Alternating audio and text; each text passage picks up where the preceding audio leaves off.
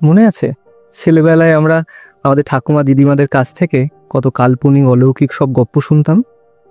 সেই সব গল্প নিয়েই আমাদের বিশেষ উদ্যোগ সোহম সি প্রেজেন্টস ঠাকুমার গপ্প। শুরু করছি আজকের গল্প।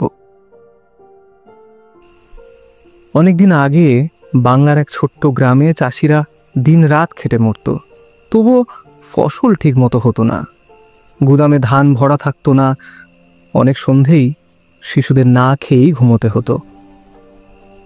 এক শরতের রাতে যখন বাতাসে শিউলির ঘ্রাণ ভেসে আসছে, এক বৃদ্ধা সাদা শাড়ি পরে তখন গ্রামে এলেন।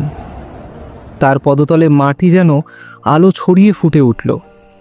তিনি বাড়ি বাড়ি গিয়ে প্রশ্ন করতে লাগলেন, তোমরা কি ঘরবাড়ি পরিষ্কার রাখো? অতিথিকে সম্মান দাও? সামান্য যা আছে তা ভাগ করে নাও?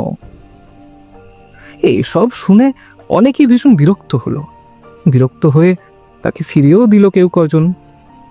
কিন্তু গ্রামের এক গরিব বিধবা, যার কুঁড়ে ঘরে কেবল এক মুঠো ভাত ছিল, তিনি আন্তরিকভাবে বৃদ্ধাকে স্বাগত জানালেন, উঠোন ঝাড় দিলেন, সমস্ত কিছু পরিষ্কার করলেন, প্রদীপ জ্বালালেন, আর তার সামান্য ভাত নুন যা ছিল তার কাছে সেই সমস্ত কিছু দিয়ে অতিথিকে সম্বোধন করলেন। এইসব দেখে সেই বৃদ্ধা হেসে উঠলেন।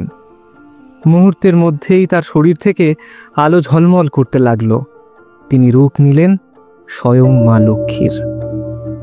তিনি আশীর্বাদ করলেন, যেখানে পরিচ্ছন্নতা, দয়া আর উদারতা থাকবে, আমি সেখানেই থাকব। সেই দিন থেকে বিধবার ঘর আলো আর শস্যে ভরে উঠল। অন্য গ্রামের মানুষজনও তাদের ভুল বুঝতে পারল।